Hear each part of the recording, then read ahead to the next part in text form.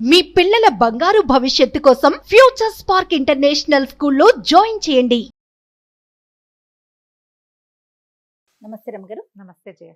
రమగారు, సంకటహర చతుర్థి దీని యొక్క విశిష్టత, ఆ రోజు అసలు మనము ఆచరించాల్సిన విధి విధానాలు, ప్రత్యేకమైన పూజలు అందరూ చేసుకోవచ్చా, ఏంటి రమగారు అసలు? ప్రతిసారి మాట్లాడదాం జయ. మనం ప్రతి సంవత్సరం వినాయక చవితి అప్పుడు ఇది చెప్తూ ఉంటాం. సంకటహర చతుర్థి అంటే నెలకి 2 చవితులు వస్తాయి. మనం ఎట్లా వెళ్తాం, మన కాలం ఎలా నడుస్తుంది, మంది డేట్ల ప్రకారం పోతుంది. అవును, 1, 2, 3, 4 నుంచి 30 దాకా లేదా 31 దాకా, కొండకుతో 27, 28 దాకానే. అంతే అంతే. అయితే మన హిందూ దీని ప్రకారం, భారతీయ పాత విధానం ప్రకారం చాంద్రమానం నడుస్తుంది. ఈ చాంద్రమానం అంటే చంద్రుడి యొక్క కదలికలతో మన డే మారుతుందన్నమాట. తిథులు అంటాం వాటిని మనం. 28 ఇవి ఎట్లా పోతాయి? 28 కాదు, పోనీ 29, 30 చేసుకుందాం దాన్ని. పాడ్యమి నుంచి మొదలు పెట్టుకుని పౌర్ణమి దాకా 15. ఓకే. అక్కడి నుంచి 16వ రోజు నుంచి మళ్ళీ పాడ్యమి నుంచి మొదలు పెట్టుకుని అమావాస్య దాకా. ఓకే. ఇట్లా మన తిథులు నడుస్తూ ఉంటాయి. ఇందులో ప్రతి నెల 2 పాడ్యములు రావాలి, 2 విధియలు, 2 తదియలు, 2 చవితులు, 2 పంచములు, 2 షష్ఠులు, 2 సప్తములు, అన్ని 2 రావాలి. అవును. 2 రానివి ఏమిటి? ఒకటి పౌర్ణమి, రెండోది అమావాస్య. అవి మాత్రం సింగిల్ డేట్స్. చతుర్దశులు, త్రయోదశులు, దశములు, ఏకాదశులు అన్ని 2 రావాల్సింది. ఏకాదశి నియమం మనకి సాధారణంగా ఉంటుంది. ఎట్లా? శుక్ల ఏకాదశి, బహుళ ఏకాదశి. ఏకాదశి నాడు ఉపవాసం ఉండటం, ద్వాదశి నాడు ద్వాదశ పారణ చేయటం మన తాలూకు హిందూ సంప్రదాయం. అలాగే హిందూ సంప్రదాయం ప్రకారం నెలలో వచ్చే 2 చవితులని మనం వినాయక ఆరాధన చేయవచ్చు. ఓకే. ఈ చవితి ఆరాధన మనం ప్రత్యేకంగా ఎప్పుడు చేస్తాము? వినాయక చవితి చేసుకుంటాం.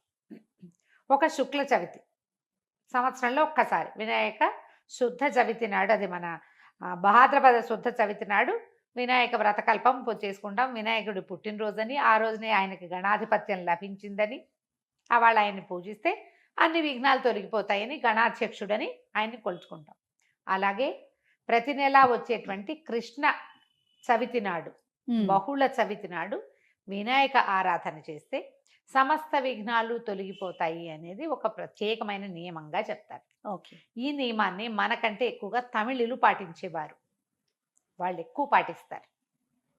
మనకి జాతకంలో కేతు ప్రభావం ఎక్కువగా ఉన్నా, ఏ పనైనా మొదలుపెట్టి ఎప్పటికీ అవ్వకపోతున్నా, పిల్లలు చదువుల్లో వెనకపడుతున్నారనిపించిన, దీనికి మన ఇంట్లో ఉండాలి వ్రతము నియమము ఏం లేదు.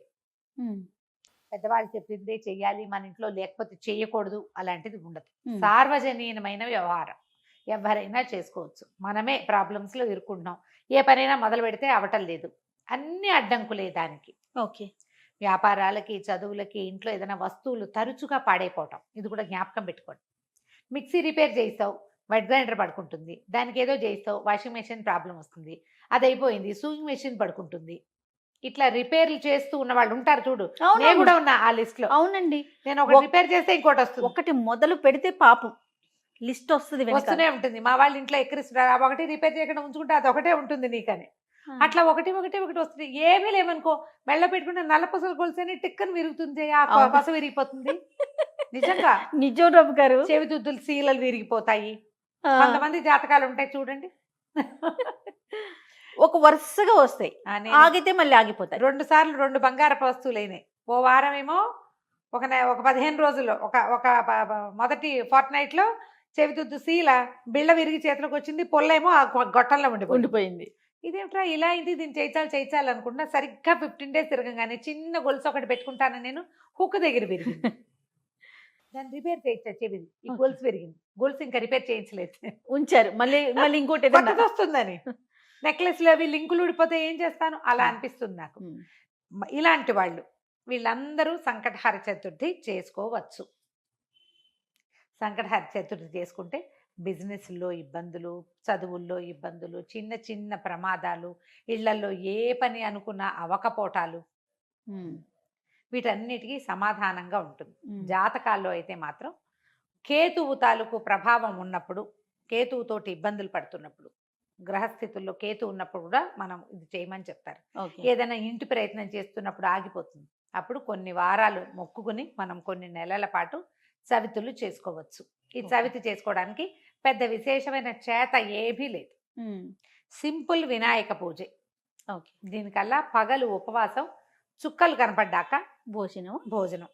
ఆ చుక్కలు కనపడ్డాక ఉండ్రాళ్ళు కుడుములు చేసి బియ్యపు రవ్వతోటి చేస్తాం కదా. అవో మీ ఇళ్లలో ఎలాంటి అలవాట్లు ఉంటే పాలతాకలే పెడతాం వినాయకుడికి అని మీకు అలవాటు అనుకో, పాలతాకలు పెట్టండి, మన అలవాటు ప్రకారం పెట్టుకోవచ్చు. కుడుములో ఉండ్రాళ్ళు ఆయనకి నివేదన చేసి నమస్కారం చేసుకుని చంద్రుని చూసి అన్నం తినేసేయచ్చు. పగలు ఉపవాసం ఉండే సంకష్టి అంటారు. మహారాష్ట్రియన్స్ కన్నడిగులు బాగా ఎక్కువ ఉంటారు. మన వైపు తక్కువ, కానీ మన వైపు ఇప్పుడు కనపడుతున్నారు బాగా.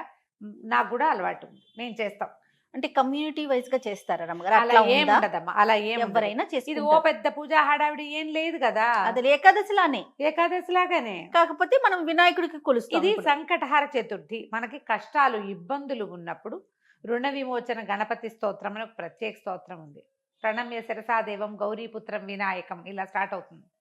ఆ స్తోత్రం చదువుకోవచ్చు. అబ్బే అవేవి రావండి. సుముఖశ్రీగదంతస్య కపిలో గజకర్ణికః మనకు వచ్చు కదా, అంతే. 12 నామాలు అవి చదువుకోండి. వినాయకుడికి కొంచెం గరిక వాకిట్లో ఎక్కడైనా పెరళ్లలో ఉన్న బాల్కనీ కుండీల్లో ఉంటే గరికని పెక్కండా ఉంచుతా నేను. అవి వినాయకుడికి పెట్టుకోవచ్చు అని చెప్పి బుధవారం నాడు పెట్టచ్చులే అని ఆ 2 గరిక పోచలు వినాయకుడికి సమర్పించడం, ఉండ్రాళ్ళు సమర్పించి నమస్కారం చేసుకోండి. ఇది చాలా మంచిది. మరి పసుపుతోటి వినాయకుడిని చెయ్యాలి అదేదో సిద్ధాంతంగా చెయ్యొద్దమ్మా. ఎంత సింపుల్గా అయినా చేసుకోవచ్చు. సాయంకాలం సమీపంలో ఉన్న ఏ దేవాలయంలోనే గణపతి చతుర్థులు చేస్తారు. అన్ని చోట్ల వినాయక ప్రతిష్ట ఉన్న ప్రతి చోట సంకటహర చతుర్థి పూజ చేస్తారు. వెళ్ళి గుళ్ళో పూజ చేయించుకోండి, హాయిగా ఇంటికి వచ్చి భోజనం చేయండి, అంతే. కుడుములు ఏమైనా ఉండి మీ గుళ్ళో వాళ్ళు ఒప్పుకుంటే, ఆ దేవాలయం పద్ధతిని బట్టి కదా, ఒప్పుకుంటే మీరే కుడుములు తీసుకెళ్ళి స్వామివారికి అక్కడ నివేదన చేసి అందరికీ ప్రసాదం పంచిపెట్టండి. వినాయకుడికి వచ్చిన బెల్లం ముక్క నివేదన పెట్టడం ఒక అలవాటుగా చేసుకోండి. మనకి ఇలాంటి సమస్యలు ఉంటే కనుక తప్పకుండా కొంచెం బెల్లం నివేదన పెట్టడం, వినాయకుడి కోసం ఒక దీపారాధన చేయటం, దీపం పెట్టుకోవటం, దీపం పెట్టగానే వినాయకుడికి సంబంధించిన శ్లోకం చదువుకోవటం, ఓ బెల్లం ముక్క ఖచ్చితంగా నువ్వు పళ్ళు పెట్టు పాలు పెట్టు అవి ఏమైనా పెట్టుకో, వినాయకుడికి బెల్లం ముక్క పెట్టాలి. ఇలా నివేదన పెడితే మనకి చాలా సమస్యలు తీరుతాయి. ఇప్పుడు November 1 వచ్చినట్టుంది. అవునండి, అంతేనా? అవును. ఆ ప్రతి నెల చూసుకోండి, క్యాలెండర్లో ఉంటుంది. మీరు ఈజీ మెథడ్ ఏంటి, క్యాలెండర్లో నోట్ చేసి పెట్టుకోండి. ఇందులో మళ్ళీ ఒక స్పెషల్ ఉంది. మంగళవారాలు గనక ఈ చతుర్థి వస్తే చాలా విశేషం. అంగారక చతుర్థి అంటారు దాన్ని. అది చాలా విశేషమైంది. అది ఎక్కువ సమస్యలు తీరుస్తుంది, ఇంకా ప్రాబ్లమ్స్ తీరుస్తుంది. దీనివల్ల బ్రహ్మాండం బదలైపోయి వారికి ఏదో వస్తుందని కాదు, కొన్ని జాతకపరమైన సమస్యలు తీరుతాయి.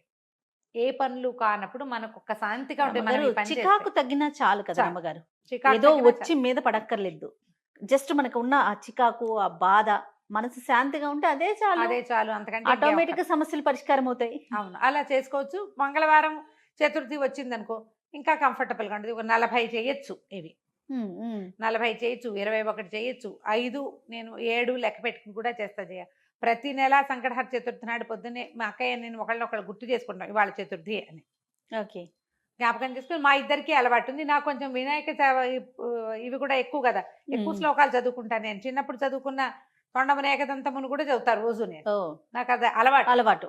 ఎవరి అలవాట్లు వాళ్ళవి కదా, మీరు అలవాటు చేసుకోండి. ఏదైనా ఇలాంటి సమస్యలు ఉన్నప్పుడు ఇట్లా చేసుకోవచ్చు. ఇది కొన్నాళ్ళు చేసి మానేయచ్చా లాంటి ప్రశ్నలు వస్తాయి ఎంతసేపు. కొన్ని వారాలు నియమంగా పెట్టుకోండి, కొన్ని నెలలు, ప్రతి నెల సంకటహర చతుర్థి చేయాలి. 2 సార్లు సంవత్సరం 2 సార్లు వస్తుంది కదా. మీరు కృష్ణ చతుర్థి మామూలు చతుర్థి కూడా చేసుకోవచ్చు. లేదా నేను సంకష్టే చేస్తాను అంటే కనుక సంకష్టులు మాత్రమే చేసుకోవచ్చు, సంకటహర చతుర్థి మాత్రమే చేసుకోవచ్చు. ప్రతి నెల చేస్తే ఇప్పుడు సంవత్సరం చేద్దామని మొక్కున్నాం అనుకోండి, 12 అవుతాయి. ఒకవేళ మధ్యలో ఒక నెల పీరియడ్ వచ్చింది, ఆడవాళ్ళకి సమస్యలు వస్తాయి, ఇంకోసారి మళ్ళీ మొదలు పెట్టక్కర్లేదమ్మా, కంటిన్యూ చేసుకోవచ్చు. దీనికి మీరు ఈజీ మెథడ్ ఏంటంటే, ఇప్పుడు స్మార్ట్ ఫోన్లు వచ్చినాయి కాబట్టి స్మార్ట్ ఫోన్లో చూసుకుని పెట్టుకోండి డేట్లు. నేనైతే క్యాలెండర్లో రౌండ్ ఆఫ్ చేసి పెట్టుకుంటా ఇవాళ చతుర్థి అని. వాళ్ళు కూడా ఎర్ర వినాయకుడు బొమ్మ వేస్తుంటారు, అక్కడ వినాయకుడు బొమ్మ కనపడుతుంది, టీటీడీ వాళ్ళ దాంట్లో కనిపిస్తూ ఉంటుంది.